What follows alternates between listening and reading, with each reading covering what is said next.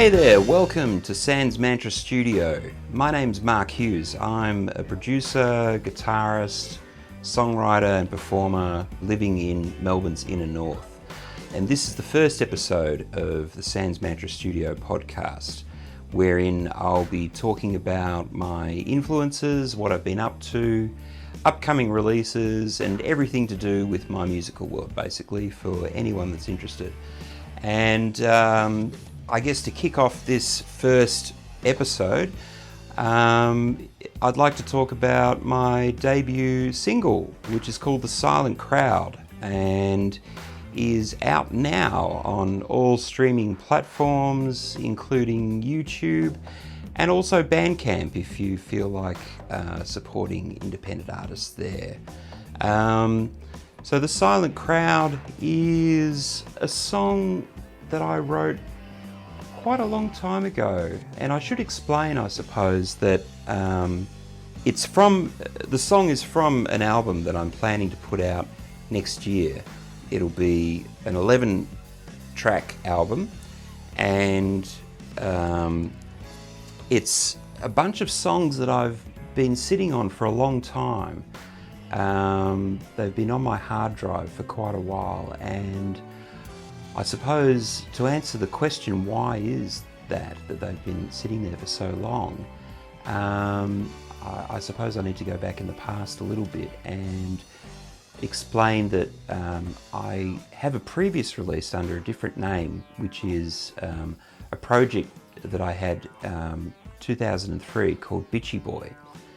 And at the time, I planned to release an album under that name with that band, and we were a band. We were playing around Melbourne, and in the end, I suppose my ambition kind of got the better of me, because I was trying to put together an album of great scope, and I'm really into music that is far-reaching. I like music. I like ambitious music. I like music that kind of has a lot of parts. I like music that you step into as a different world, basically. And I like music as escapism. I'm really into escapism, ultimately, I think. I enjoy things like Lord of the Rings. I enjoy, I like the Marvel movies. As a kid, I grew up drawing comic books, basically. I would make up my own comic strips. I was a big drawer as a kid, and that was kind of my thing, Mark's the kid that draws. And so I was an only child for 8 years until my brother came along, and I drew to amuse myself. And so heavily into escapism. And when I was a kid too, the first record I got was, I'm going to age myself here or date myself here. The first record I ever got was Sgt. Pepper's Lonely Hearts Club Band by the Beatles.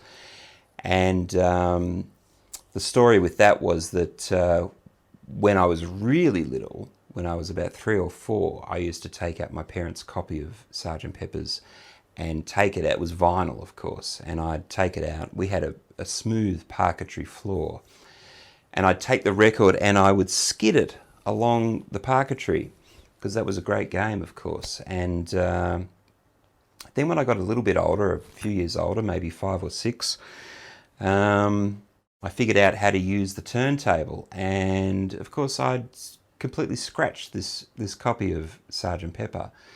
So there was a big gap between, I can't remember which tracks on side 2, there was a big gap that was missing of probably 10 minutes or so. So when I was a little bit older, my parents got me my own copy of Sgt. Pepper, and the day that I put that on and I heard the missing bits on side 2, oh, what a glorious feeling that was. That was just heaven. So, but I loved Sgt. Pepper because it was an album that I could disappear into and escape into. It was another world. It wasn't like pop songs or music that I heard elsewhere. It had all these sound effects. It had a colourful album cover. It had all these elements to basically, I guess what you'd call now, you'd call it world building, I suppose. but I loved disappearing into that world, and I think my favourite music still is music that I can escape into, like a good movie or a good book. So when I was putting together what was going to be an album with this band Bitchy Boy years ago, it had strings, it had guitar parts, it had keyboard parts, harmonies. It was the full enchilada, and that's how I wanted it to be. And I had a lot of trouble with engineers, with one in particular. But finding the right studio. I eventually landed with a man named Nigel Derricks in a studio called Bakehouse Studios. And Nigel helped me put together the EP that became the Bitchy Boy Time Thief EP, as it was called. And so by that stage, I'd spent so much time and energy and money that I decided, and I did have a live band happening at the same time. We were gigging around Melbourne, as I've said, and I decided to make it an EP. So I thought I'll leave off all the hard tracks with all the strings and everything that's hard to reproduce on the stage, because we were basically a three-piece band as well, so it was even harder. And I decided to just keep it to some of the tracks that were a bit leaner and a bit funkier, and I felt would go over live a bit better. And I made it an EP. So I had all these other tracks, and that came out. We did some good shows. We did a show at Manchester Lane at the time, as it was called in the city, in Flinders Lane, in Melbourne CBD. We actually were the band that debuted when they refurbished the whole venue and kicked it off with our album launch, basically EP launch, I should say, and that was huge. There were people lined up round the corner to get in. Now, I'm not saying they were all there to see us, but a big part of them were, and whether they were or not, it was a huge night. It was so exciting, and that was just fantastic. So we did that. We also played at the Corner, and we did some really great shows, but eventually it just kind of tapered off. It didn't do what I wanted it to do, and it was hard getting. I suppose it's always hard in Melbourne. I mean, we don't have the population in Australia to support anything but the most sort of, I guess, basic level of I don't want to say lowest common denominator, but the most sort of popular music in a sense. We do have all these different. We've got this amazing creative community in Australia, in Melbourne, and in the music community specifically. But if we were in America with the population that they've got there, I mean, 5% of their population is a lot different to 5% of the Australian population. So I hope you understand what I'm saying. It's unless you're unless you're John Farnham or Jimmy Barnes or someone like that, you're going to find it very hard to find an audience that's going to sustain you financially in Melbourne, in Australia. So that's basically what happened to us, I think. It was hard to get gigs that were paying well enough. It was my project, even though I was playing with friends who were very supportive, but these are professional musicians that were playing in corporate gigs, in other bands, in paying gigs, weddings, that sort of thing. That's how musicians in Melbourne make a living. So, in a sense, I'm competing with paid gigs. As a band leader, I'm competing with paid gigs from weddings, for some of my band members. So it was very hard for me to do that without, I was totally independent as well. There was no record company backing. And I'm not complaining at all. It's just this is what it was. So it was hard to find gigs that paid well enough to support the band in the way that I would have liked it to have been supported, despite all the support we had from followers at the time. Anyway, what this meant was that the EP that was released was a 7-track EP, and It was just the tunes that I thought would work live, as I said before. So all the tracks that had strings on it or brass, that sort of thing, they were kind of left, they were just left on the hard drive. They were sort of put in the too hard basket. So this song that I've just released under my new project name, Sanz Mantra, is one of the songs that has strings on it. Now, a few people have asked since I've released it, are they real strings? People are very curious to know. And yes, they are real strings. It was a string quartet that I hired at the time. It was a string quartet that was recommended to me by the studio engineer that I was working with at the time, a guy named Andy Shanahan. And this string quartet came to the studio that we were working in, which was a place called Soundhouse Studios, which no longer exists actually. And this particular studio was actually purpose-built to record strings. So it was amazing. There were mirrored surfaces. It was acoustically designed to capture the sound of a string quartet. It was incredible. And Andy was extremely adept at recording string quartets as well. Like, he really knew what he was doing, you know, in terms of mic placement and everything that goes into capturing that sound. So they were real strings, and I arranged them. I basically put together melodies that I liked around the song, and then I harmonized them. I tried to basically complement the melody in the song that I wrote, knowing the melody that was going to be there when I sang it, and that's how it came to be. So interesting session with the string quartet. I won't mention their names, but personally, but I would say that probably 3/4 of them were lovely. They were really good, and probably about 50% of them were really good players looking back. I do remember the viola player. I remember making small talk with the viola player because I'm sitting in there with them, directing them, and just checking that, you know, everything's going to plan as I've kind of, you know, arranged it. And I remember saying to the viola player, so, you know, just making small talk, you know, just trying to be friendly, basically. And I said to him, so you guys, you know, you do this a lot, you play together a lot, do you?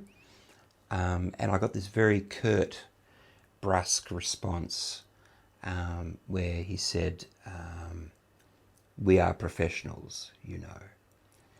And I'll never forget that, because this particular player went on to play the most out of tune out of all of them. And we did have to run the strings through auto-tune in the computer at the time, which was very difficult because back then you didn't have what's known as polyphonic auto-tune. Now we have software that can actually go into, and if you look on YouTube, you've probably seen things like Queen's Bohemian Rhapsody turned into a minor key, for instance, because what they can do now is they can go into a song, a recording, pick out the different individual notes that make up the harmony and change them individually, which is completely mind-bending. I have no idea how they do it, but they can do it. Back then, we didn't have it, or at least the technology wasn't as accessible as it is now. So we were a bit sort of limited in terms of what we could do, but even then, Andy, the engineer, ran the string quartet through the auto-tune a couple of times because they were quite out of tune in spots. And that's not being bitchy, that's just stating a fact. I think it's fair to say that if you're coming from the rock world or the pop world and you get some classically trained musicians in, you're going to get a little bit of condescension. That's all I'll say on that. Despite the fact that we've got, you know, brilliant minds like Prince, Paul McCartney, Jimi Hendrix, you know, throw your own names in there in the pop world. People who really, are up there with classical geniuses like Mozart and Beethoven, in my opinion. So anyway, the string quartet session was illuminating. It was educational for me. Also very exciting. I do remember the 50% that were really good players. They were actually the violinists. They were lovely. And I remember them turning to me at one point and saying at the end, well, we'll look forward to hearing this on the radio. So that was a lovely thing for them to say. But I guess to wrap that little story up, these sessions, these songs sat on my hard drive after my band Bitchy Boy folded at the time. And then I became a dad. And parenthood, if you don't have any children, then it's probably hard to relate. But parenthood tends to take up a lot of your time and energy. And that's what happened to me. I became a stay-at-home dad. I got into working from home, doing producing for other artists and doing a bit of soundtrack work as well. And all the time these songs were sitting on my hard drive, kind of really annoying me in the end. And that kind of in a roundabout way leads me to here in the year 2021 and this song, The Silent Crowd. So yeah, real strings on The Silent Crowd, a string quartet. And this song, like I said, it's an old song for me. I did write it quite a while ago. Some people have expressed interest in knowing what the inspiration was for it. Now, I think this song's kind of unique in a sense because I can remember exactly when it popped into my mind. Some of my songs I can't remember at all. They just kind of appear one day and then, they annoy you until you kind of add to them and you think, well, I always use the iPhone app now. I use the voice memo app. And if I get even anything that's interesting, I put it down on the voice memo, which basically means I've got like 700 voice memos, which I haven't gone back to, because the really exciting ideas you act on straight away. But this one in particular, this was before iPhones, and I was actually in Perth at a friend's place, and I didn't have a lot of money at the time, and I was talking to my parents, I think, and I can't remember exactly what I wanted them to do. I was talking to my mum, and I think she'd promised that she'd do something for me, or I'd asked her to do something for me. She hadn't done it. And I kind of put the phone down, in a stink. And my friend whose place I was staying at said, "Oh, did somebody let you down?" And bang, that melody of the song, "Did somebody let you down?" It just popped into my head. And what happened then was I took that away. And I remembered, I think even back then, before iPhones, I had a dictaphone of some sort. So I probably sang it into the dictaphone. But what I would have done then is come back and worked it out. So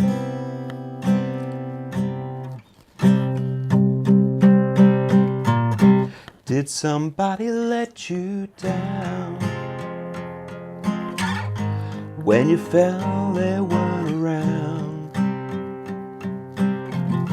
Shed a tear without a sound. Did somebody let you down? So I had all that. I think that came fairly quickly. And at the time when I wrote it, I really felt like that. I felt quite isolated. I felt like, people around me were letting me down. I found it hard to find real friends. I'm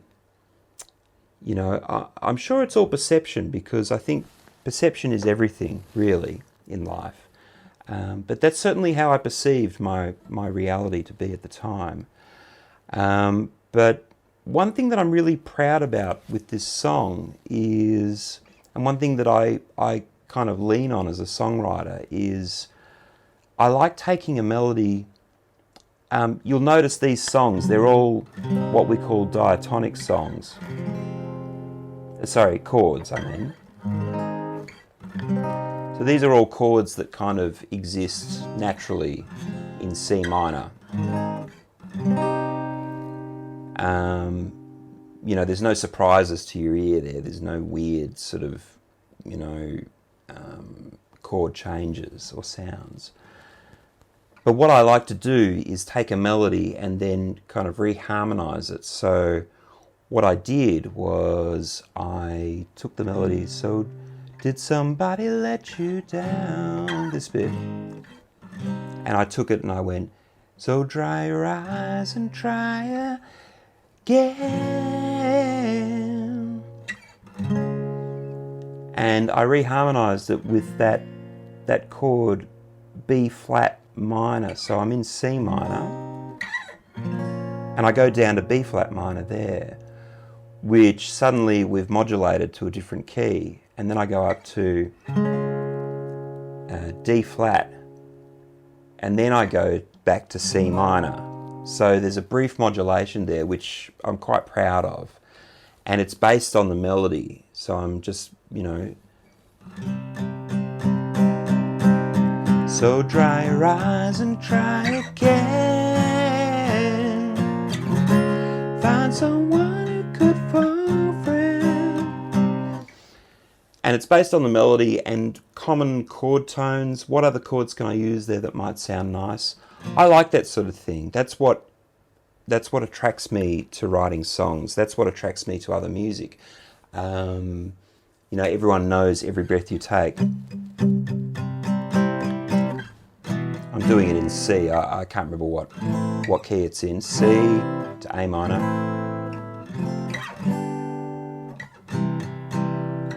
Actually, I'll do it in G. Every breath you take. G to E minor. Every breath, every move you make. I can't remember the words. Then C. Every breath you take, every move you make, I'll be watching you. Every single day. Then E minor. Quite a common chord progression. Then to D.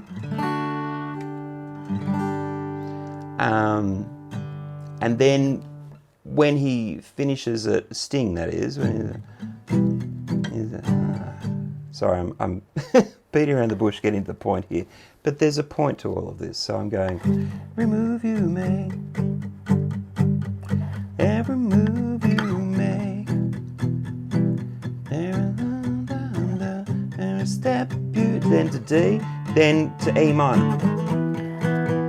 Then he modulates to E flat. Since you're gone, I've been lost without a trace. Then to F. I can lay your face. Look around, but it's you I can't replace.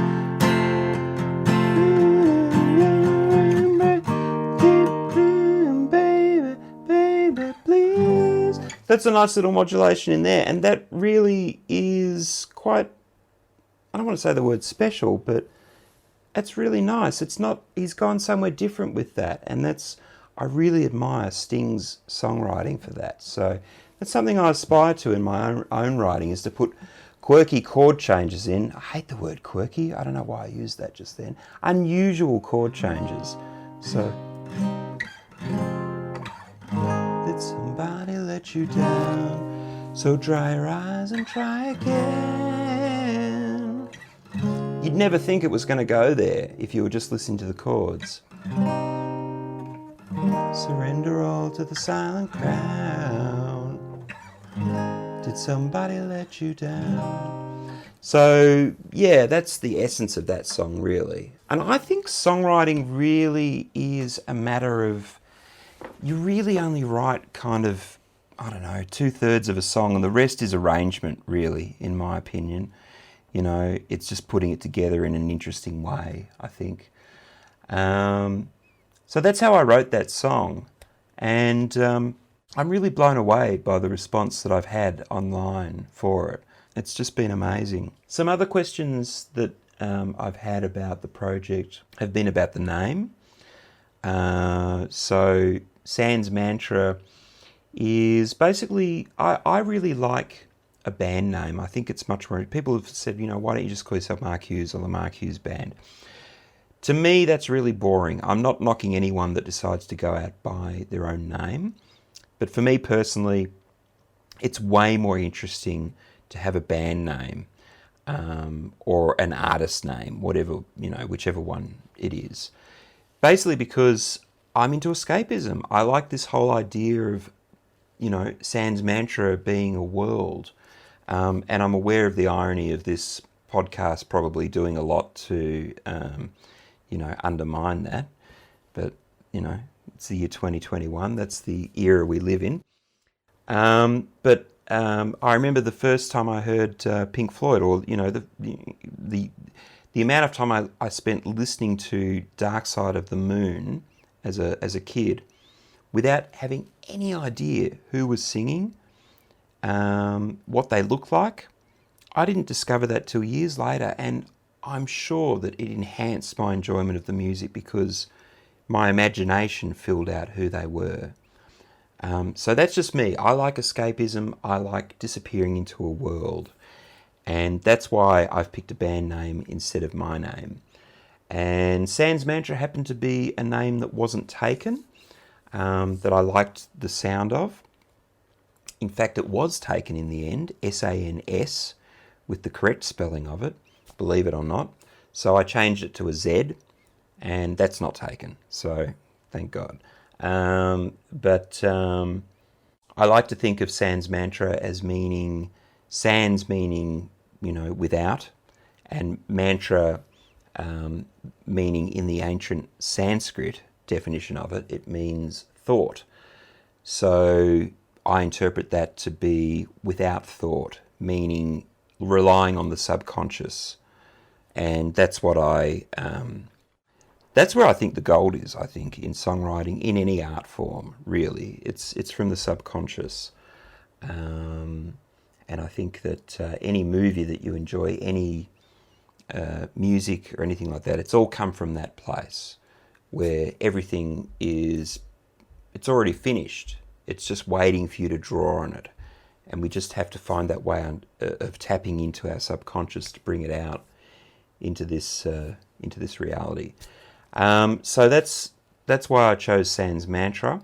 I guess I really hope that the artwork that I've done reflects the impression that I'm trying to make with the whole project, with Sanz Mantra, with the music, with the whole, vibe, the whole marbo of it.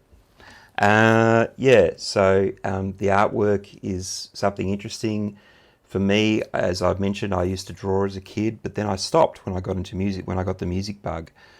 And last year, 2020, when the pandemic came upon us, I lost all my gigs.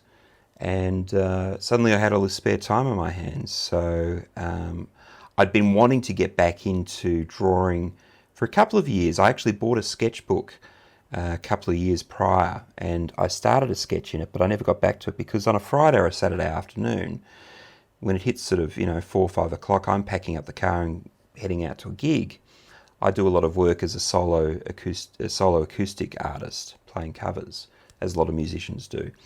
And so that was my routine for a Friday or a Saturday arvo. But of course, with COVID, I was stuck at home. So suddenly I had this extra time. I thought, well, I'll get into drawing. And that's where the artwork for the banners that you'll see on social media, on Instagram, on Facebook, on YouTube, that's where that came from.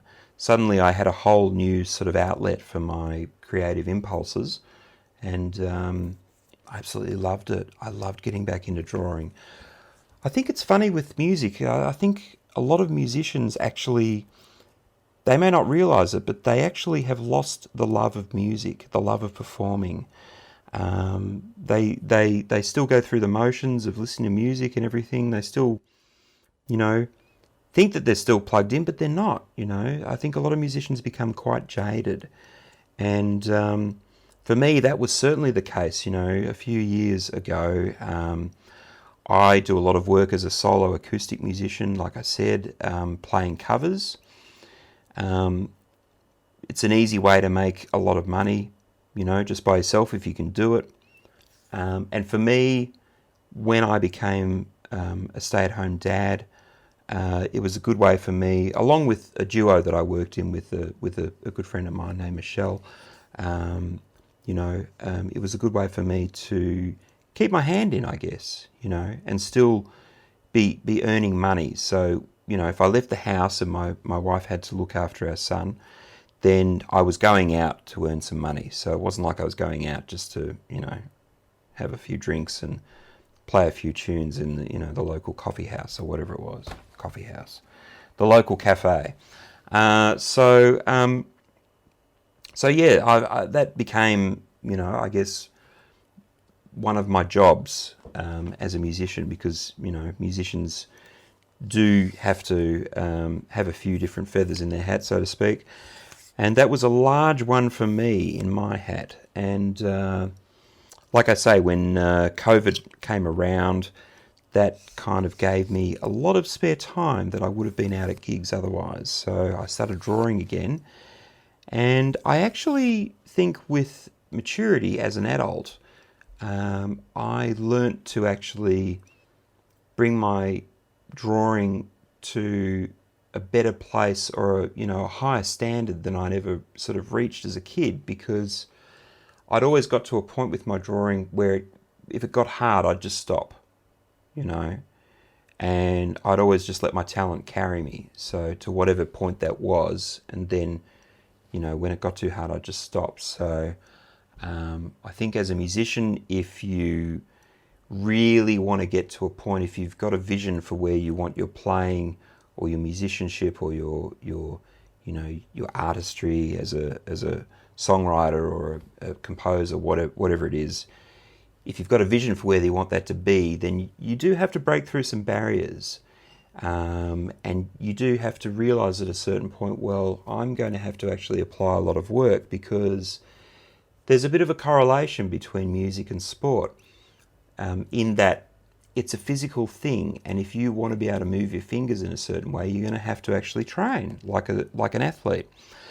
So I had all that behind me as an adult, because I've spent a lot of time practicing music, practicing my instrument. And I was able to apply that to my drawing and go, okay, well, I can see that this is going to take more than just one go. This is going to take a few nights of trying this again and again and again to get this portrait of Stevie Wonder, or whoever it was at the time, to get that portrait right. So I did that, and I achieved better results than I'd ever achieved before, in my younger years, in my opinion. And that was such a buzz to me to be able to do that. So I was able to apply that to the artwork for my Sanz Mantra banners on social media. And at the same time, I came across this fantastic guy named Vinod, this Indian man in Hyderabad in southern India. And I found him on his YouTube channel, and I really he had all these computer animation loops, and I really liked them. And I thought maybe I could use one of them for one of my music clips coming up, So I contacted him and I said, I'm interested in buying, one of your clips, or one or more of your clips. He had them for sale. And I thought, I'll find out if he does commission work as well. So I said, do you do, animation on commission? He said, yes, absolutely. He said, shoot me a message on Instagram. And he sent me his Instagram address. And I kind of forgot about it. And I went and liked his Instagram account. But then I think he liked one of my posts, and then he reminded me. And I got in touch with him. And by that point, I needed help putting together my artwork in Photoshop and Illustrator and all that jazz. I'm all over Pro Tools and even Premiere in, video making, that sort of thing. I love doing that. And I'd love to be able to know how to use Photoshop and Illustrator and After Effects, but they just escape me. It's just not just does not make any sense to me. I mean, I've got some clues, over the last year or so. I actually bought these courses, these Spanish courses, Domestica. They're really great courses, but they're in Spanish. So they do have subtitles, but you're there watching the subtitles and then you're trying to, figure out how to do that in your Photoshop software and blah, blah, blah. So I've got a bit to learn in that area. Anyway, I said to this guy, Vinod, I said, you're able to help me with Photoshop and everything? He said, yeah, absolutely. So this has turned into this fantastic working relationship with this guy, thousands and thousands of miles away in India. And he's helped put together the layout for things for me. He's helped turn the Sanz Mantra logo into a schmick, symmetrical computer-generated logo. I gave him my hand-drawn logo and he turned it into what it is now in Illustrator. And he's done all these different things, so I'm so grateful to have met him. But that's the story of the artwork. So I do the artwork and then I send it to him, and he sends it back to me, all schmick and perfect. But that's probably enough for this episode. I've got stacks more to talk about in the future. I do plan to do this weekly. This will be the first one of, I think, a 6-episode season. So there'll be 5 more of these. Hopefully they'll be a bit more interesting than this one. If you didn't find it that interesting, if you did, cool. I did want to mention how important it is as a creative artist to get support from people. I've had some incredible support since I released my single, The Silent Crowd. I've had people sharing it. I've had some beautiful messages from people. In fact, I teach guitar as well, and I got a text just yesterday from one of my students saying, I thought you were a Pinot man. And I wrote back to him and I said, I'm not really sure what you're on about, but yes, I like Pinot. He said, check your front doorstep. So I went and checked my front doorstep. There's a bottle of Pinot there with a handwritten note saying, congrats on the single, mate. Hopefully see you for a lesson soon, Ben. And I mean, that just blew me away. Absolutely blew me away. But what I want to say is you can never share posts or songs. You can never like, share, or subscribe enough. If you like what I'm doing, please send it to your friends.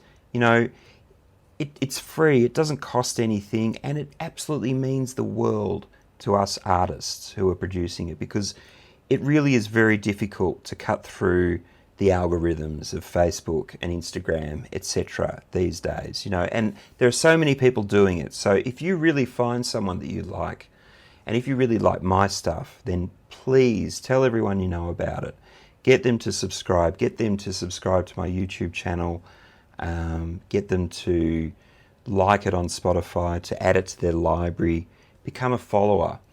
It doesn't cost anything, but perhaps just a few minutes of your time. And it really means the world to us musicians who are making it. So please like, share, subscribe. And there will be another podcast next week. Hope to see you then. See you then, guys.